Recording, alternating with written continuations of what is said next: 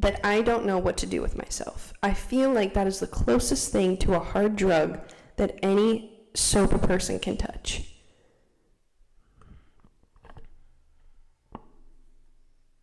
That is the definition of grooming. And that is exactly what happened to me.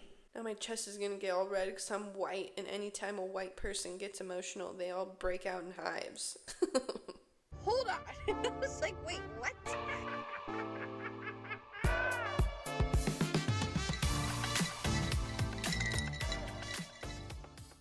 Okay, hello. There are so many things that I need to talk about, and I did... My last podcast that I recorded was literally perfect, but I recorded it whenever I was in like this rage, when I was in this anger and built up, pent up anger, and I got on the camera and just let the camera have it, and I was angry at somebody, and I don't want to do that this time around. I might look over it in a little while and like give it some time to settle and then post about it, because I feel like it's too soon to just be like coming on the internet and yelling about somebody that made me mad. So I'm going to let that settle, and then I'll probably post that, but I'm still going to go over it today about what I was discussing in this podcast that I am not going to post yet. Now, I'm wearing the same shirt because I took pictures. It's a long story, but you really could give a shit. I took pictures, like thumbnails, and I changed my profile picture on Facebook and on Instagram, and I posted like a new episode's coming soon, and I'm wearing this shirt, and I've got my makeup done, and I have a cute little cocktail in my hand. But that was the recording that I had done about somebody that I was pissed off about, so I'm trying to keep the same energy, but it's not working. I don't have my makeup done. I don't have a cocktail. I have a coffee. So I don't really know what I'm trying to get at here.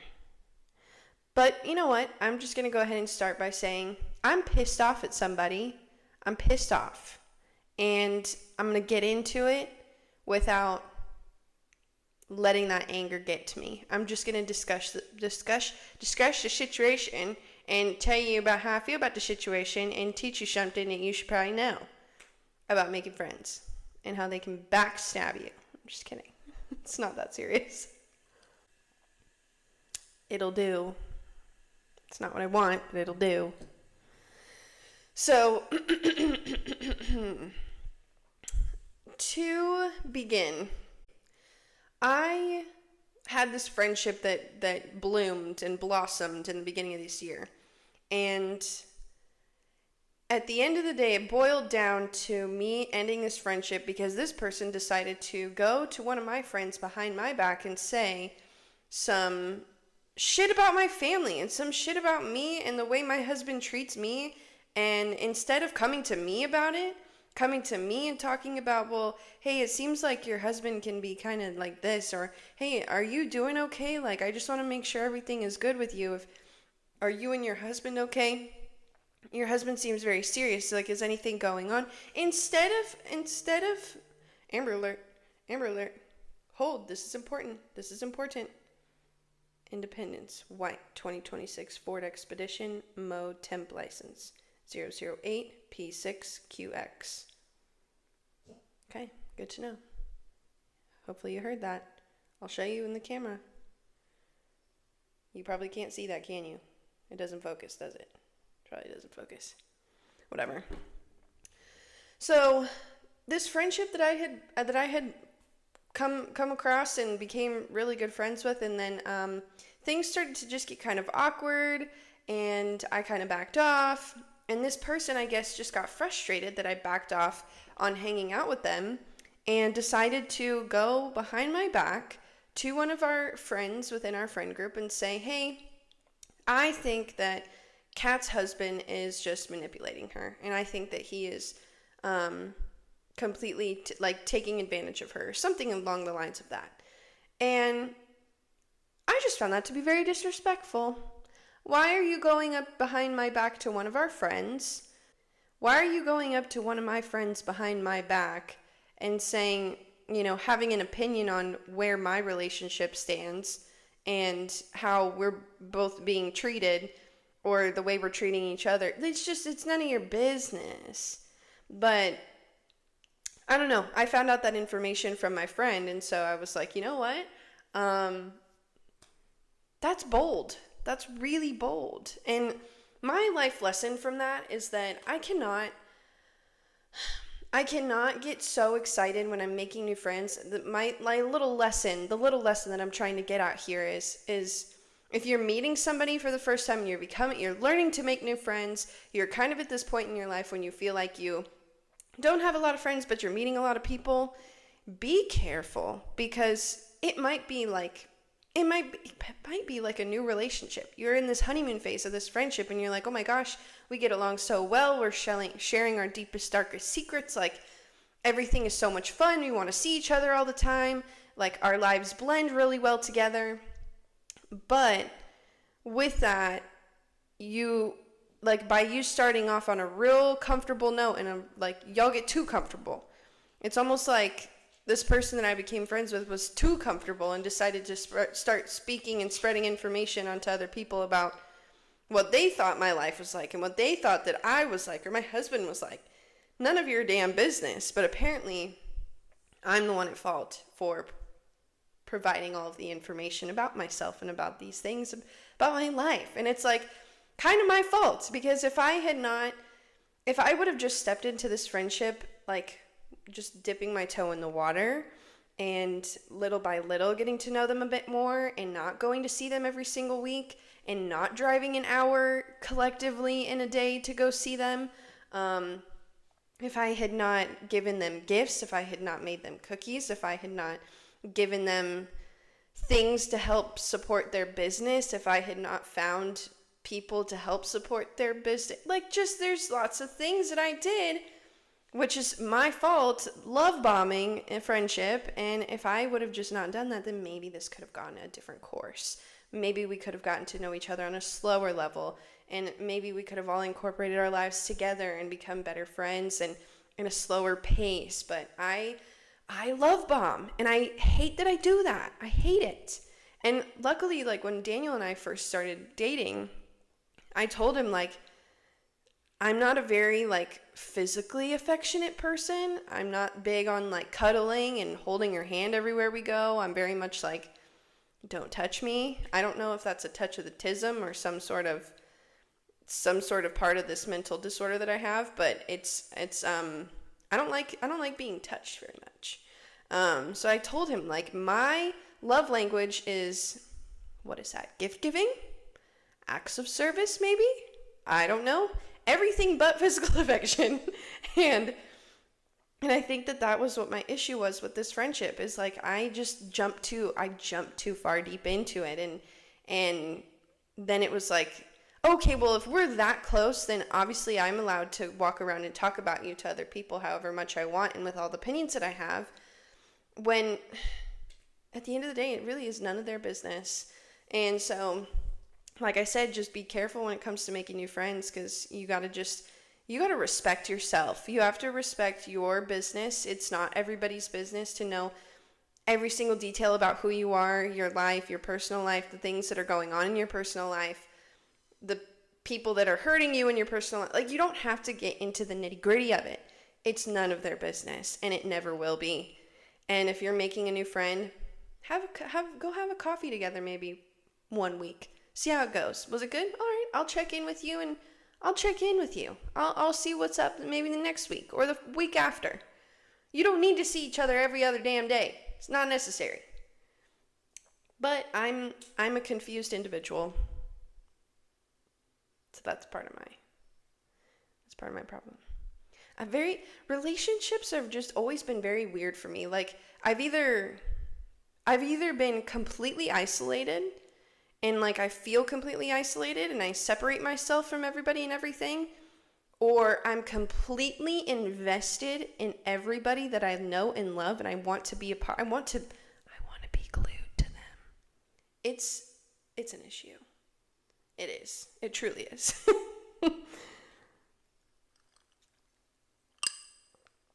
Is that crazy? Maybe, but at least I'm certified crazy. I have medication for it. So if you want to call me crazy for that, you can, because there is factual evidence that I am, in fact, crazy. I have a therapist that's allowed to say it, and I have a psychiatrist that can confirm it. And here's my thing, my take on this whole situation with being talked about behind my back. Number one, you had the audacity to form this opinion about me and my family within your own brain. You had this audacity to create this scenario in your head, assuming that what you're thinking is right, then proceeding to go to someone else within my small circle and provide that information that you're thinking about to them, not only about me, but my significant other, and conversing that with someone in our close circle, who then provides me with that information. Now I am sitting with this information, analyzing, you created that scenario in your head. You don't know for a fact. You do not have evidence. You do not have any evidence to provide that information is true.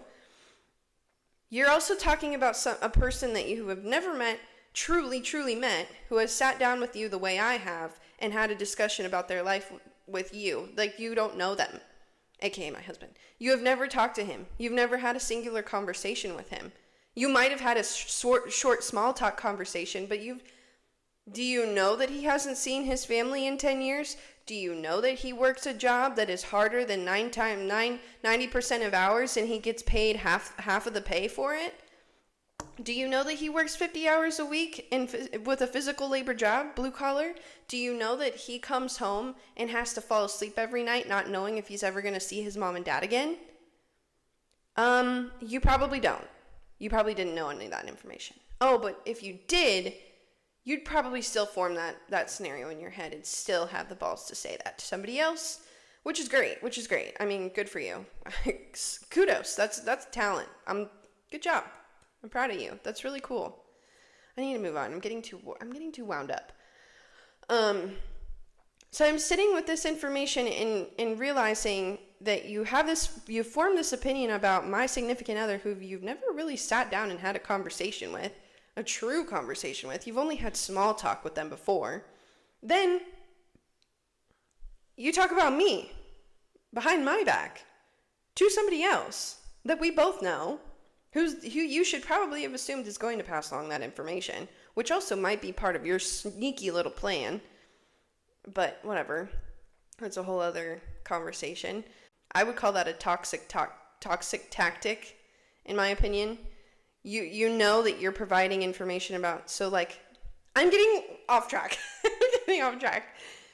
So anyways, I'm trying to say that it blows my mind that somebody had the audacity to go behind my back and say something about me, saying that I'm being manipulated by my significant other, when that person does not know my significant other the way I do, the way anybody else does. If anybody knows my husband within this friend circle that we have, it's all of them, me more, but all of them, and her the least.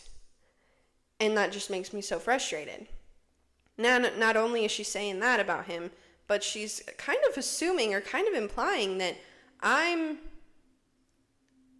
being abused in some way. Wouldn't you think that a friend who has a close friend you assume might be getting abused? Wouldn't you check in and be like, hey, is everything okay? Like, I'm just concerned. I just want to make sure you're good. Is everything at home all right? Instead, you're doing this, going to somebody else and be like, hey, look, listen, I think she is being abused at home. I think she's being manipulated at home. What do you get out of that? What do you get out of going to somebody else and talking about somebody else's personal life and probably something that could be going on pretty something terrible, essentially, that could be going on in somebody else's life, and yet you're going to one of their friends to talk about it, but not to them directly. That says a lot about your character. So, I don't know. people are, it's you don't know who you're meeting, so you have to be careful with these people that you meet. And I'm telling that to myself, honestly. I'm kind of like speaking this into existence so I can teach myself to understand that I need to stop just jumping in so quick and so deep into believing that people are true and kind and genuine, when the real case is that realistically that's not true. It really isn't. And it sucks, because I want to believe that everybody's good. I'm the kind of person that wants everybody happy. I want everybody to feel important and loved and seen. But the fact of the matter is that shitty people exist, and I'm going to come across those people, and they might be disguised as lovely human beings, but at the end of the day, I just got to learn my lesson and move on, I guess. So that's what I'm trying to do. Yeah. When I think about the other friendships that I've had in my life, and I'm not kidding, the friendships that I have made have been friendships that lasted for years, because I've known them for years. And like my number one best friend, I have known her since I was 8 years old, maybe 10, if not younger. And we slowly became friends when we were kids, and then we just kind of went through life together like this. Talked all the time, didn't talk very much. Talked all the time, didn't talk very much. Talked all the time, like just, it was just but it was constant. But like that was such a healthy friendship, because it was like we spent our childhood together. We got to know each other, who we truly, truly are. And then as we became adults, we kind of respected like, oh, I know you're like that, but I'm not like that. But I love that for you. So I'll see you like on the flip side if you want to check in and tell me how that's going. Which is so, so, so healthy in like a friendship. Like being able to respect that both of you are different, and both of you have your own little lives that you both are living, and being able to just like not talk to each other for several months and then check back in, and like you've got all this stuff to talk about. That is super, super healthy, and that's how our relationship has always been, and it's been so much fun. And like it's almost like every single time I see her, it's a new conversation, it's a new like major life event or something. Second best friend that I have, she and I met each other when both of us were in the pit of our despair. But we both didn't know it at the time. We both were just kind of floating and just kind of somehow met each other and became friends a little bit. But we didn't become true best friends until like a year or two later, after not seeing each other for some time. And we're like, hey, let's meet up for lunch. And we met up for lunch, and then boom, I'm like, hey, big news, I'm going to have a kid. And she's like, no freaking way. I'm going to be here for you every single day without fail. And she was. And so same situation, she and I we got to, or different situation, we got to know each other at first on like a very simple level. And then when we didn't talk to each other for some time, we meet back up, and it's like, hey, I actually have all this stuff that I would love to tell you about. And with me having a kid, me getting pregnant and going to have a kid was something that was like really like reeled her in. And then we just became best friends after that, and would see each other all the time, especially after I had my kid, and I would be awake 24/7, and she'd have time to come over, and we'd be talking for hours on end. She would be able to help me like with my baby because she had experience, and it was like we just bonded. And that's like a healthy friendship, like somebody that you can gradually grow with. And for me, like, I'm not used to a new friendship, I think, because I'm used to more people just kind of floating towards me and like letting fate decide if they're going to be a close friend of mine or not. And I have so many other friends that like I would consider best friends that I see on occasion, like we go out to lunch, or our kids play, or we just simply want to go out and have lunch, like, or we just simply want to find each other somewhere and meet up at each other's house and just talk for hours. Like I have so many people like that in my life because I haven't like smothered myself onto them. And I feel like that's why I have such a nice, like, solid 3 best friends, and then like a perfect round circle group of friends, is because they've all kind of naturally come to me instead of like friendships that I've forced. Forcing a friendship just only ends in chaos. That's what I've learned. And that is what I've learned in this prime example as to me smothering myself onto this person and then coming to find out that they're talking shit on my family, on me, on my husband, behind my back, to my other friends without hesitation. And it's like, okay, lesson learned. So that is my take on that. That is my take on friendship. Letting people just come to you naturally. Letting them come to you naturally. Letting you form a friendship slowly. Getting to share personal information slowly. Like not unleashing your deepest, darkest secrets within the first couple of months of knowing someone. I feel like it's just like a relationship. You have to treat, if you're yearning for a best friend or if you're yearning for a true friendship, you got to let it happen naturally. Just letting the conversations happen, taking their course. Don't just like spill all the beans because it feels like cutesy and fun and girly, like, ooh, kee-hee, girl time. Let's be girls and let's be tee-hee. Not because it's fun. You got to respect yourself and your personal information and your life. Like, it's literally nobody's business at the end of the day.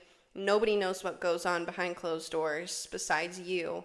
And if anybody has their own opinion about it, they can either keep it to themselves or approach you with that kind of opinion. So yeah, I'm still learning. I'm 26 years old. I'm still trying to figure out what the word tax means. Like, what is that? Where did that come from? Why do we owe so much of it? What is tax? It's such a short word, but with such a bunch of numbers that drain my bank account. I don't get it. I need somebody to explain it to me. You know what drains my bank account? Starbucks.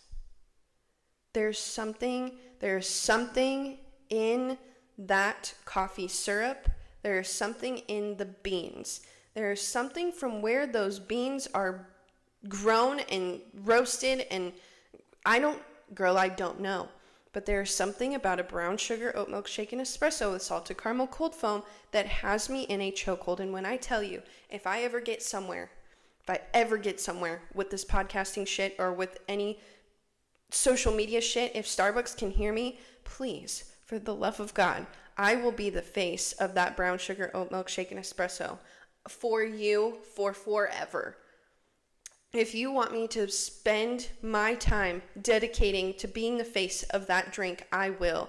If there's any brand that I would sponsor or if there's any brand that I would love to be the face for or do a deal with, would be Starbucks.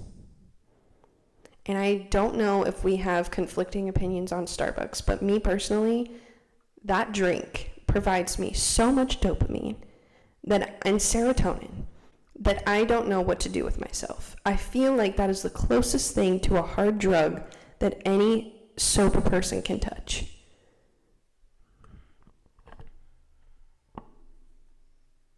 Now, that gets me into my second topic of conversation, which I kind of brought up in the last podcast that I did, I'm pretty sure.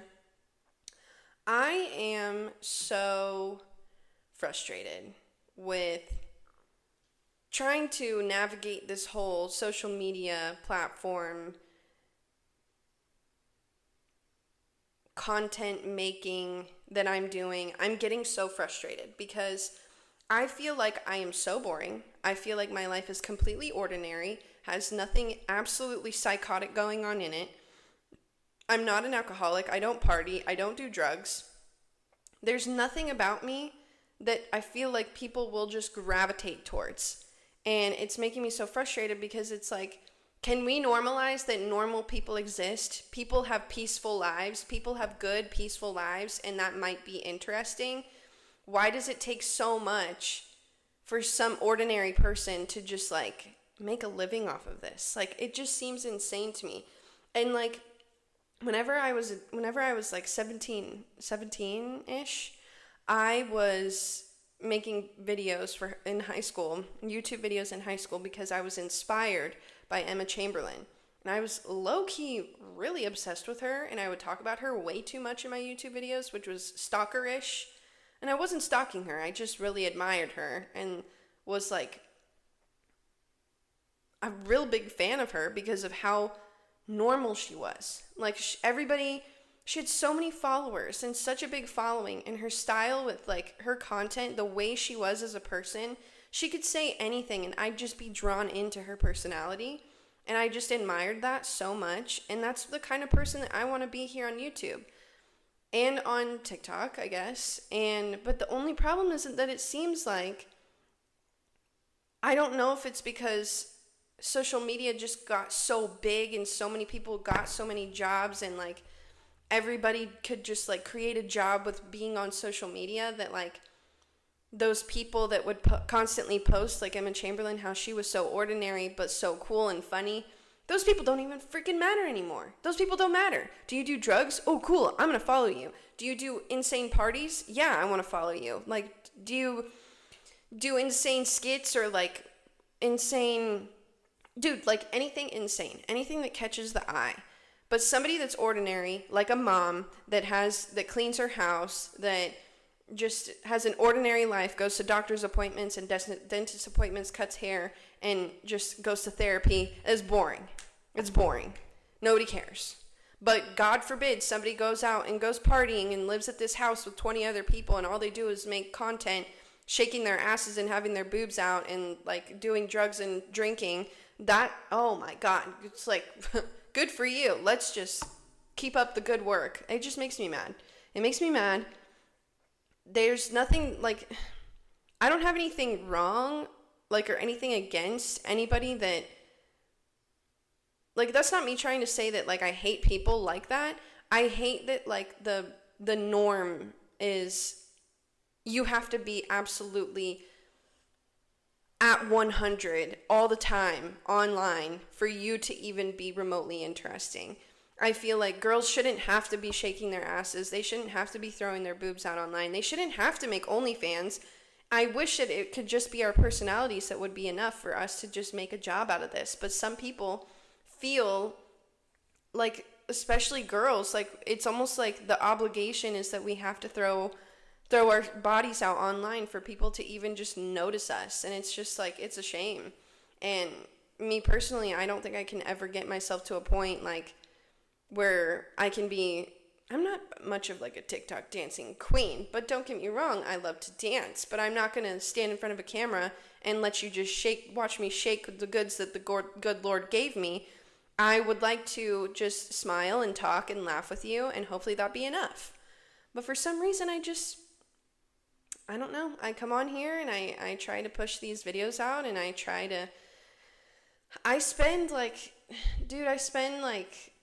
all day, and I don't want to get emotional, but like I spend all day trying to make content and edit it and post it and like rewatch it to make sure I don't sound like an idiot.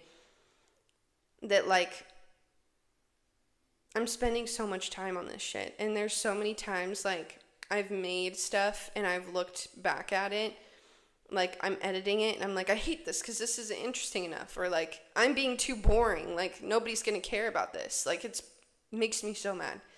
And I'm trying so hard to just like push this stuff out and try and be interesting and try and be funny, but like, what is there to fucking laugh about? Like, what is there for me to talk about? My life is great. My life is peaceful. And for some reason, this is just boring to everybody. And like, I don't know what to do. I can sit here and talk and do my makeup and talk about the brands that send me amazing gifts that I never thought I would receive. And that's it. Like, I don't have anything else to offer you besides this. There was a video I watched last night of this girl that I follow who she speaks English and Spanish, and she lives in Mexico. And she makes really cool videos. I mean, like, it's simple, like day in my life, clean my house with me. And her videos are really good. But I try and make videos similar to hers, or like so many of us make like the same kinds of videos. Day in my life, clean my house with me, get ready with me, stuff like that. so many of us make videos like that, and she's one of those people. And I remember like watching her videos and I was thinking like, oh my gosh, she's really cool. Like, I love her personality. And she wasn't like, she didn't have a big following yet or anything. And she just posted a video of her like desires for her job online and like her getting interviewed. And she was saying like, these are the brands that I would love to work with. Like, if I could have this someday, it would be this. And this lady was like interviewing her, and it would like clip her to, this sucks. It was basically her getting interviewed and her talking about like her aspirations for content creating and like her job, like where she wants her job to take her, and her talking about like different brands that she would love to work with. And then it would clip her like working for the brand or her going on a brand trip. And like I see shit like that and I'm like, hi, I'm right here. Like, what am I doing wrong? Now my chest is gonna get all red because I'm white, and anytime a white person gets emotional, they all break out in hives. But like, I don't know. Am I not posting enough? Am I not like getting the right angles? Am I not saying the right things? Am I not being goofy enough? Am I not crying enough on the internet? Is this working? Like, I'm getting so discouraged. I'm getting so frustrated because you can't force this to work. You have to just like let people naturally find you, and like just let people find your account, let the likes come in. I just gotta wait. But maybe it's not gonna be like, maybe me waiting, like the time frame that I've been waiting has maybe really like just been a fraction. Maybe it's really like, maybe time is like, maybe I'm trying to force it, you know what I mean? Maybe I'm trying really, really hard to force this, and I don't know, maybe I need to find some patience. I gotta chill out. I just gotta let it flow. Just let it happen. Like L'Oreal and Maybelline, they send me stuff, and I'm just like, where did this come from? Like, who saw me and was like, her? That's awesome. That's really cool. I just hope that, I don't know, I just hope that can go further. Like, I don't know. Like, being able to go on a brand trip, being able to work for brands, like, being able to be the face of things, like going onto YouTube or going onto TikTok and like being able to use products and talk about them. I mean, I've already gone over this shit. I just am like trying to express that like I'm here and I'm trying, and this is like, I'm serious about it. This is like a career that I want. Like, I've done the 9 to 5. I've sat in an office desk. I've worked on a computer. I've answered phone calls, and I just can't do it. I just can't.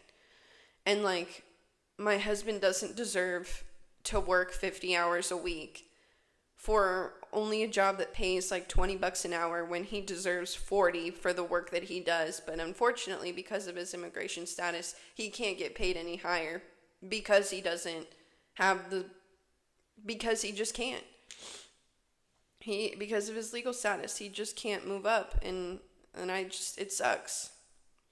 So, I just want to work toward a position where I come on here and I talk and have fun and joke around and work with brands, and I can go on brand trips and post content while I'm out doing that, and be able to like go to bed at night knowing, don't cry.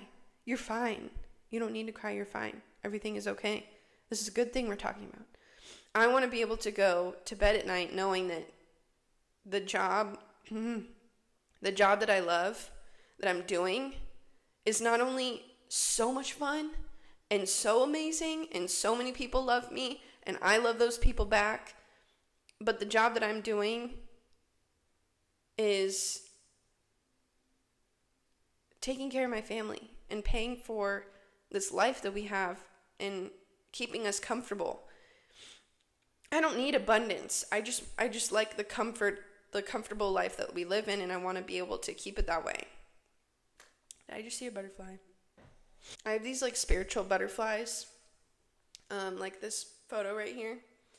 It has like my kind of butterflies that are like my spiritual signs, if you will. And so I just thought I just saw one fly by the window. That would have been cool. But yeah, I just think that this job that this whole content creating thing would be so perfect for me.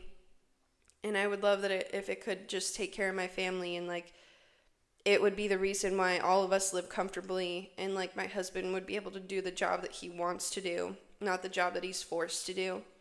Like, I'm tired of seeing him come home from work and being absolutely exhausted, and like all he does in his free time is sleep because he's so exhausted. He doesn't deserve that. And so I'm part of like why I get so emotional is because like I'm at home during the day and I'm a server at night, maybe 3 or 4 times a week. And I'm at home during the day and he's out busting his ass. So yeah, I'm doing this for hours a day. Don't cry. This is so embarrassing. So yeah, he's out working, busting his ass while I'm at home during the day. Yeah, I'm going to be working for hours on end on sitting at this freaking computer with this freaking light, with this freaking camera and this freaking microphone, and I'm going to open my mouth and start yapping because God so help me, maybe this will help me get a good job and pay for our bills and pay for our family to live comfortably so that my husband can do the job that he deserves to have and that he wants and build the company that he wants to have, and I can go out and enjoy my job because it's exactly what I've always wanted to do since I was a kid. So yeah, I don't know, frustrated, emotional, all the sorts. And part of like, and then this gets me into a whole other segment.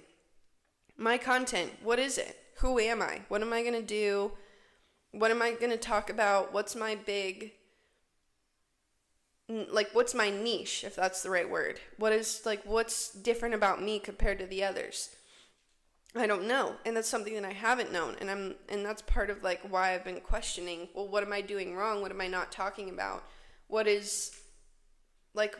about me is different from the rest? And that got me thinking about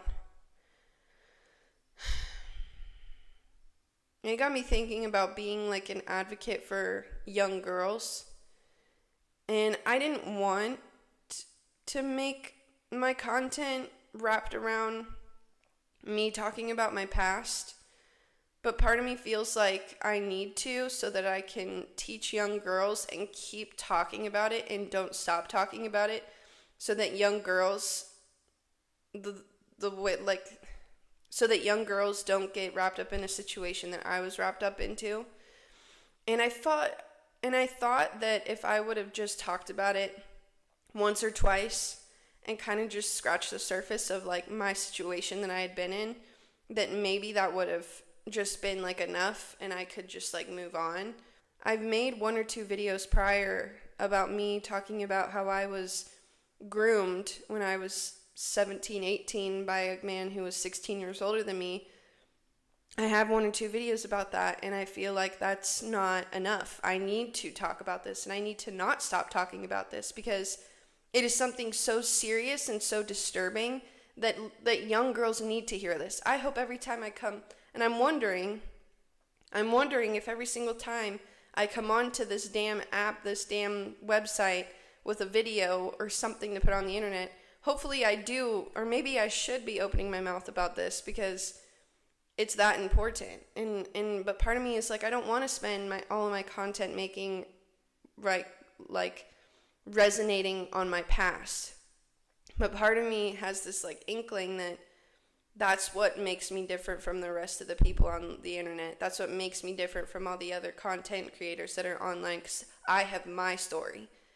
And there's nothing wrong with using my story to put it onto the internet and make me different from the others. That doesn't mean I'm resonating on the past. That doesn't mean I'm using it as clickbait. It's me advocating for something and maybe making a difference. So yeah, I'm going to come on here, and I think I'm going to have to talk about what it was like being groomed as an 18-year-old by a man who was 16 years older than me. I feel like that's what I should be doing. And I'm not saying that's what I'm only going to be doing, but for the sake of young girls that will come on and maybe watch me, yeah, I'd hope that they do listen to every word I have to say about it. Now, yeah, like I said, it's not going to be every single thing that I talk about. It's not going to be me coming on here yapping about, oh, well, I hate this man, I hate what he did to me, and that's the end of the video. I'm going to come on here and be like, yeah, this is a day in my life. I'm still going to do stuff like that, but I think I really do need to push that into my content, that what life is like after being groomed for majority of your young adulthood. And I feel like a lot of us could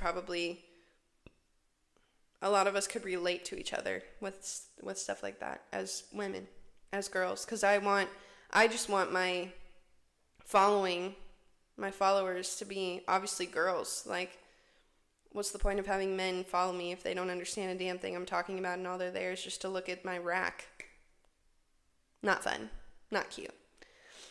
So I'm going to start making some content talking about my past, and I don't know if that's going to get anywhere, but I think if there's anything that makes my content niche content, I don't know how to properly use that word, but my niche is that I am an adult who became an adult very early on in life, and what life is like navigating that and like moving on through that. To clarify, my life, I tell everybody that I meet that I'm convinced that I'm the luckiest person alive, because I was adopted into the most perfect family. No, I'm not kidding. It was just my parents and I, and that was my life. It was just my parents and I grew up in the best house with the best parents, the most loving, most like caring, thoughtful, patient, understanding, let me be exactly who I am. They put me in like soccer, and they went to school events for me. They would pick me up after school and go home and immediately cook me some dinner and maybe play outside with me if they weren't exhausted. Christmas was always perfect. Like, everything was perfect. But you can have a perfect life, you can have a perfect childhood, and something so traumatic can still happen to you if you just, I don't know, sometimes it's just the luck of the draw. So yeah, just to clarify, I had a perfectly good life, and even if you have a perfectly good life, it's just sometimes you get drawn a bad hand and you come across a bad situation and you end up getting traumatized from it. And I'm not saying that everybody is bound to get into a traumatic situation or have something traumatic happen to you, but like, I knew somebody who was friends of a friend, and she one day got into her car. No, one day she was walking out of work to go to her car. Someone held her at gunpoint, got her in the car, still held her at gunpoint, and told her to go to an ATM and pull out all of her cash, and she almost died. Anything can happen to you. It doesn't matter how good your life is. It doesn't matter how careful you are. It doesn't matter how cautious you are. It doesn't matter how much you put, well, I guess it could be taken into consideration, but it doesn't matter how much you put yourself out there physically. You could be so closed off and so timid and so kept to yourself, and you could still have something happen to you. And I felt like I was one of those people. I felt like I tried to follow the rules, tried to stay quiet, stay safe, not throw myself out there, keep myself, like, keep my body hidden in ways, so that people wouldn't get like a glimpse of what I looked like without clothes on, if you know what I mean. And yet still something happened to me. And that's just sometimes how it ends up happening. It's just, you never know what's coming for you. And that's just life. So I don't know if every person is bound to have something traumatic happen to them. That's the hardest part of being a mom, I'll tell you that, is not knowing if my daughter is going to go through something traumatic or not. Me kind of assuming that she will go through something traumatic, and I have no way to stop it because that's just the way life goes. But that's just life. You never know, and you have to just prepare yourself. There's no way you can prevent life from happening other than preparing for it. Now I'm going to backtrack. I was adopted when I was a bitty baby. As soon as I was born, it's kind of like a miracle story, honestly. My mom and my dad, my adoptive parents, they tried to have kids for like 10 plus years, could never have kids. And my mom was kind of at this point in her life where she was like, I don't think I can live anymore. And through the grapevine, somebody in the military, my dad was in the military, and somebody in the military was saying, hey, my sister is going to have a baby. She can't keep the baby. Does anybody want to adopt a child? Somewhere along that grapevine, my dad finds out and tells my mom, hey, do you want to adopt a child? And my mom was like, I never thought about it. And so they found out on a Friday, and then I was born. They found out on the Friday that about me. They found out about the baby on Friday, and then I was born on Monday. And they were like, okay, the baby's born. And so my parents literally had maybe 2 days to think about having a child in their life. And I was born that Monday, and they came to me on that Tuesday, and I was theirs after that. And I guess it took 6 months to process that adoption process. And I'm trying to think. I think it took about 6 months for the adoption process to complete. And I was born in Florida, and then we were living in Virginia while my dad was working at the Pentagon. 9/11 happened, and my dad was in 9/11, and he said, sayonara, I'm out of here, not doing this anymore. And we lived in San Diego, and I lived my first 4 years of my life in San Diego, and I have my earliest memories are in San Diego, which I love, because I just, when you're a kid and your first memories are somewhere where it's constantly colorful and bright and sunny, that's a great way to start life. So we were living in San Diego, and then it got expensive, and my mom wanted to live closer to her family, so we moved out to Missouri, and we've been in Kansas City ever since, and I've just basically grown up here.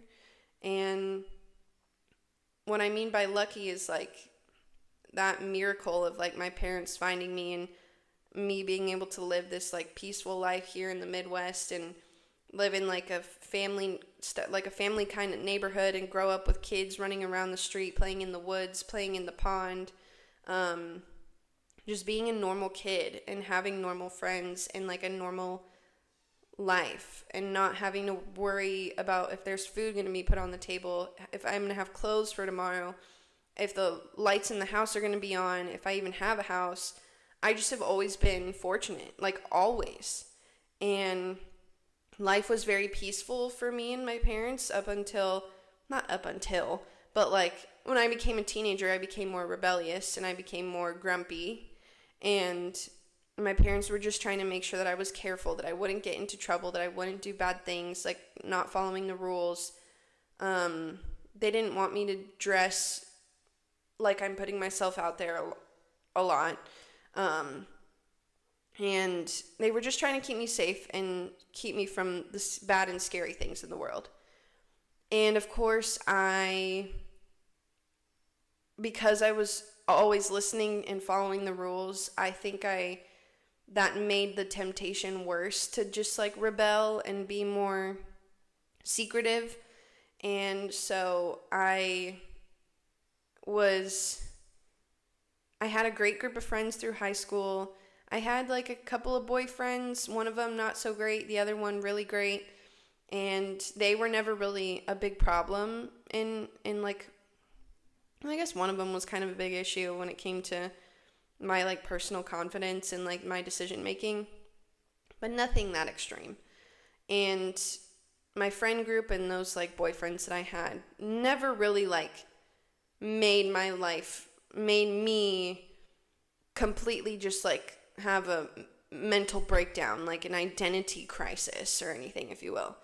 I just personally felt like I was too good, and I didn't like being too good. I wanted to be different. I wanted people to look at me like, oh shoot, she really is like crazy. She really can do crazy shit. And I remember, and I was in high school, and I got really involved with going on mission trips and to Guatemala. And I did that, and I really got committed to it because I loved it, because I loved traveling. My parents always took me to travel with them, which was a blessing, because it really opened up my eyes around the world and like being able to just be grateful for everything that we have and, you know, the whole gist. And so I get really involved with this mission trip stuff, and I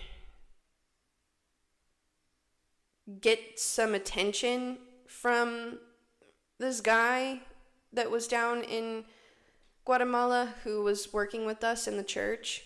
And I was like, ooh, this is like exotic, and like this attention that I'm getting is really nice, because normally I don't get a lot of attention from guys back at home. Like, guys don't really seem to like really care too much, like really care to talk to me that much back at home. Guys don't usually go out of their way to talk to me unless they're kind of being an asshole. But this guy was like nice, and everybody liked him, but for some reason he wanted to talk to me extra, and I was like, this is interesting. Like, why me in particular? You want to talk to me more? Everybody likes you. Why don't you want to go talk to them? Why do you like particular to talk to me? So I started to feel like, ooh, this is interesting. But the reality wasn't hitting me that like, this is an older guy who's paying way too much attention to you, babe. This is not appropriate. But to me, I felt like that was rebellious, that was something interesting that I could go home and talk about. Be like, listen, this older guy's talking to me. This older guy likes me. He's giving me all this attention. He thinks that I'm just wonderful. To me, I thought that would be really cool to have on my back. But that's what a teenager thinks about. A teenager wants to have something on their back that people can be like, ooh, that's really cool. No way, you did that. And for me, it was that. Because I had nothing else on my back that made me cool or interesting. And some people might say, well, yeah, you did this and this and this. Well, to me, it wasn't. There was nothing about me that was cool and interesting. This was cool and interesting. And so I guess I was like 17. And by the time I turned 18, this guy was like, I want to come to the United States. I want to come see everybody there. I want to see you in particular. Let's meet up. And I'm like, okay, works for me. So I could get into the details of that entire relationship, which ended up being a relationship. I could get into the details, but I feel like that's a whole episode by itself. But essentially,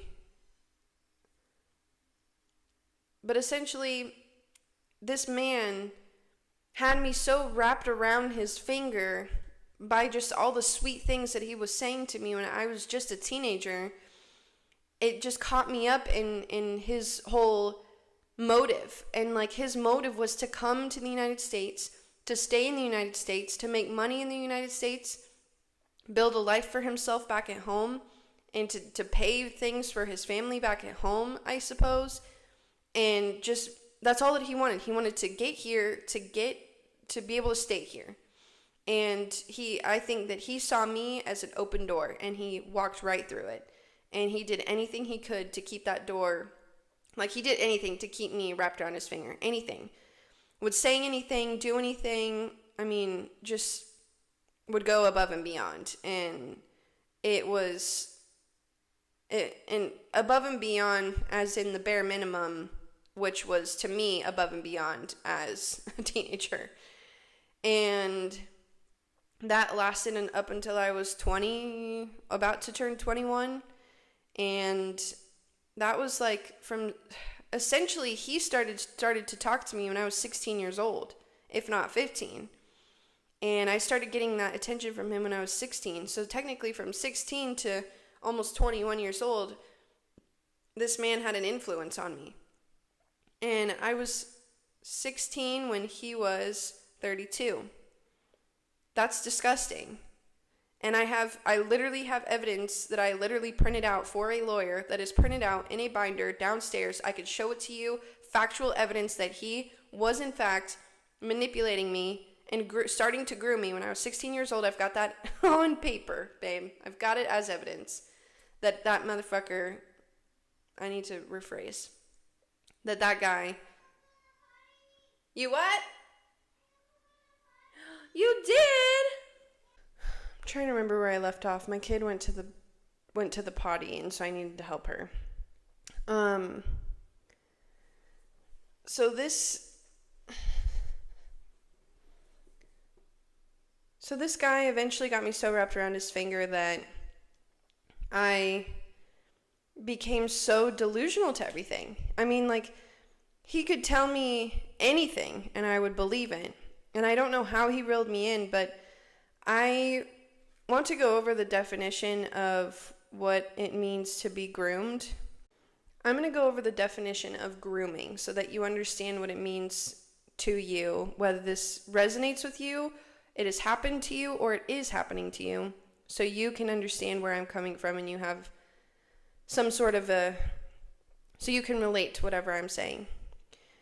Grooming in the context of abuse is a deliberate, calculated process where a person builds an emotional connection and trust with a vulnerable target, a teenager, such as a child or at-risk adult, to manipulate, control, and eventually commit sexual, emotional, or financial abuse. That is the definition of grooming, and that is exactly what happened to me. Now, the stages of the grooming process: targeted selection, finding a person who is isolated, lonely, or vulnerable, or targeting an environment with easy access; gaining trust, offering special attention, gifts, praise, or acting as a supportive mentor or friend; community building, winning over the victim's family, friends, or authority figures so no one suspects the abuser's real intent; isolation, separating the victim from other support networks or loved ones to increase dependence; boundary erosion, slowly crossing physical and emotional lines, often under the guise of secrets, a special treatment, or normalization; common warning signs, unexplained gifts, money, or secret communication channels; an adult showing excessive, inappropriate favoritism toward a specific individual. God, I fucking hate this so much. Demanding secrecy about the relationship or time spent together; sudden changes in behavior, withdrawal, or fear of specific people or places. When I tell you all of this to a T explains the exact situation that I was in, makes me so frustrated. So, when it came to target selection, finding a person who is isolated, lonely, or vulnerable, I was in this group with the mission work. I was in this mission work group, right? I was this teenager who had little confidence, was only there because she wanted to be, not because a group of friends were going. It's because I wanted to be there, but I was alone, and I was insecure, closed off, followed the rules, kept my mouth shut, and just followed directions.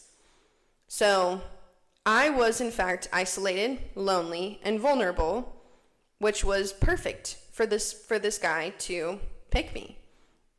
Gaining trust. Like I said, he would give me so much attention compared to the other people that we were with. which would make me be like, well, why are you giving me attention and not to the other people who love you so much? Why me? So he gained my trust. I was like, well, there must be something about me that must be interesting to you.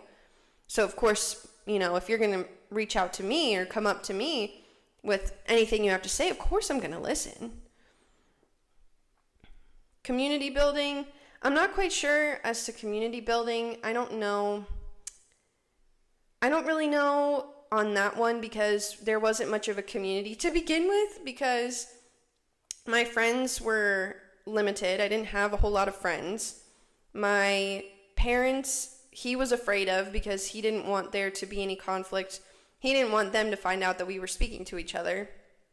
And there wasn't much of a community for him to build. I mean, like winning over everybody else's trust. There wasn't a whole lot of people that he wanted to win over their trust. He wanted to isolate me, which is the next thing. Separating the victim from other support networks or loved ones to increase dependence. That's exactly what he did. He isolated me from my best friends because my best friends were getting into my head telling me, hey, you should not be with this guy. You should not be letting this guy talk to you the way he's talking to you. This is all a delusion. Like, he's just getting into your head. It's disgusting. He's ugly. Look at him. He's terrible. He's a gremlin. He looks like he crawled out of a sewer. He's an alcoholic. How do you not see these things? He didn't like that, so he would tell me, my friends just don't understand. My friends don't see what we have for each other. My friends just don't get it. They just want to speak bad about it because they're jealous. And then my parents finding out that we were together, well, your parents just don't understand the love that we have for each other. But before we even began to talk to each other, before we even started dating, he was like, well, I'm older than you, and your dad is not going to like that. People are going to think that this is weird. Like, we can't have people find out that we're talking to each other. It's almost like he was demanding secrecy about the relationship or time spent together. He was trying to tell me, well, don't let people find out about this because they're going to think that this is weird. Or trying to tell me, like, it's almost like it was a reverse psychology. Like, him knowing that this was going to be wrong, but him saying, well, isn't it weird that I'm older than you? Isn't it weird that I'm older than you? Because he knows that I'm vulnerable, and he knew that he said, isn't it weird that I'm older than you and that we're talking to each other? Isn't that strange? Well, of course he's saying that to me because I'm vulnerable. I'm easy to manipulate. And so to me, I didn't want him to tell me no. So I was like, no, of course it's not weird. I mean, everything's going to be fine. Everything is fine. People might disagree with it, but I mean, that's fine. That's what relationships do people agree with in the first place anyways? Everybody disagrees with certain relationships. Ours is different.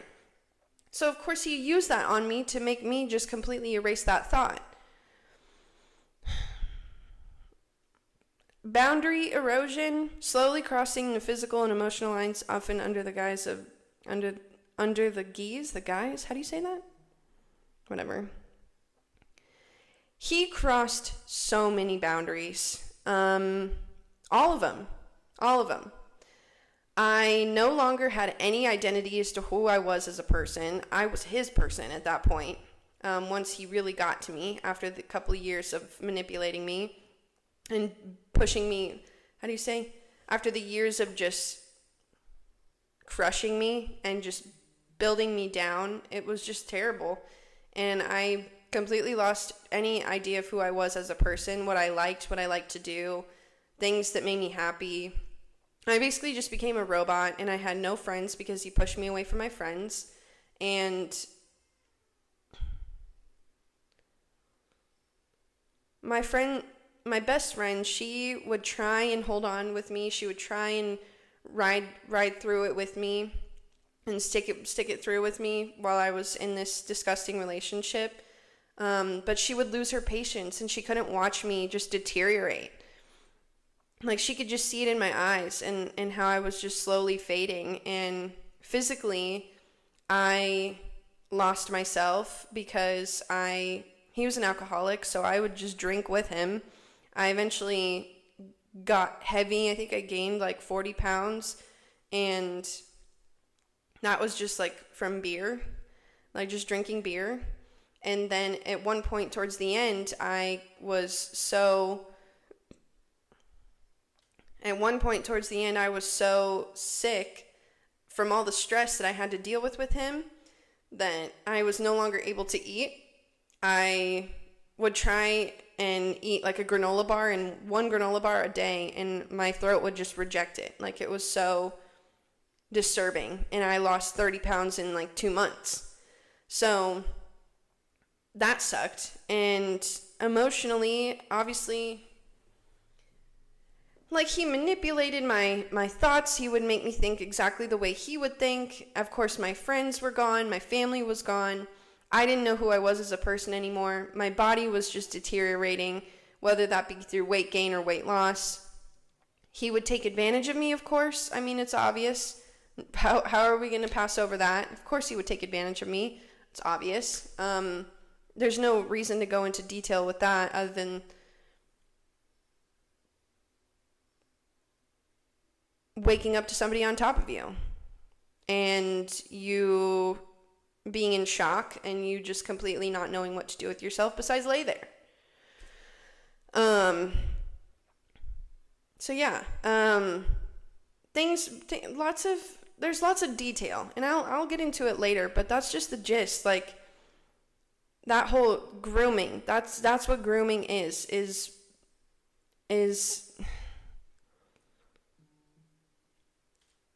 that whole grooming relationship. I need to get more in detail too, because it's so necessary for girls that are younger to hear this story, to hear what I have to say, because I should advocate for it. I should make some of my content about this. I should keep using my voice to talk about how disturbing it is and how easy it is for men to manipulate younger girls, and how we need to teach younger girls to have more self-confidence, that they are so worth it that they shouldn't even take the time to let a man even try. I need to start advocating for that, and I need to start using my story about being groomed to tell younger girls that you deserve so much more than letting a man even try. Like, just like, I'm sweating. And I have a daughter, so it's like I get even more riled up about this. I'll get more in detail to it later, but like, I just wanted to kind of give a rundown as to what the kind of the grooming situation was for me. Like, how my life was perfect, everything was great, but just that slight confidence, but that small little insecurity that I have just completely set me up for chaos is something that needs to be studied. But no, it just, that my life was perfect and I just had this insecurity, and if only I could have just let that insecurity go, maybe my life would have gone differently. But obviously and I'm not saying you should let trauma happen because it leads you to good things. I think you need to just, the best thing you can do for yourself is just build up the confidence. Find the confidence, whether that be taking care of your body and working out and finding a good health routine for yourself, whether that be excelling in a talent that you have, whether that be confiding in your friends as often as you can and building a strong relationship with your best friends so that you guys never let each other down. Like, I clung on to my best friends, but I think some part of me would just be envious of them, that I would cling on to my best friends, but whenever I was a teenager, I was so insecure that I'd be envious of my best friend. So I feel like I kind of was the reason that those friendships kind of crashed. But like, just make sure you are confident. Be confident as much as you possibly can, because your confidence and your self-worth can take you so far and maybe even help you save yourself more quickly in a traumatic situation before it gets worse, if that makes sense. So, I don't know. Take it easy with making new friends. Don't jump in too quickly. Don't love bomb in the beginning, whether that be with a friendship or a partner. I'm trying so hard to make this content making a job that it's making me cry at night because no one's watching, hardly. And I was groomed. I had a perfect life. I had a slight insecurity. Then I sent myself to my doom by getting groomed by an older man. and I might make my content my job. Hopefully this content making will turn into a job, and I might incorporate a lot of that of my past into making it me being an advocate for younger girls, if that makes sense. I'm kind of just like starting to float mentally because I've just been talking nonstop for the past hour and a half.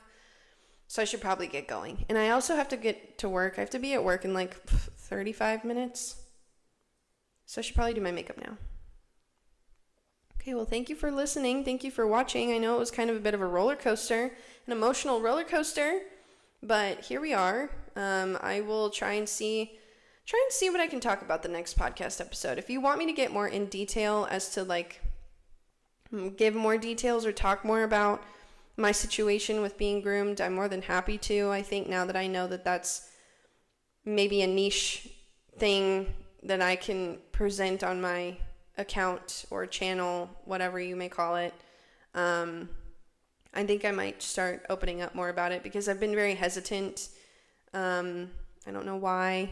I just think that I didn't want that to make me who I am, but it sure as shit did. So I think that there's nothing wrong with me coming on here and speaking my truth, and hopefully that going in one ear to one sweet girl out there and not out the other. I want these young girls that are out there to just be much more confident than I was when I was their age. So, and I'm still working on it. So that says a lot. Yeah, okay. I don't know how chaotic this was of an episode, but again, thanks for watching. I might start posting my Snapchat stories on my TikTok because sometimes I get unhinged and I feel like it can be funny. So I might start doing that. So that might be interesting. We'll see where that goes. But yeah, thank you again. Thanks for watching the Happy Hour podcast. Although it is not happy hour majority of the time that I'm recording, I'm always drinking a coffee and it's always like 2:00 in the afternoon. The Happy Hour podcast will eventually be recorded at 4 p.m. one of these days with a cocktail in hand. Or is it supposed to be 5 p.m.? Is it supposed to be 5 p.m.? Are we allowed to drink at 4 nowadays? Does it have to be 5 o'clock somewhere, or can we just say... No, that's what the phrase means, 5 o'clock somewhere. So technically I can drink at 4 p.m. I could drink...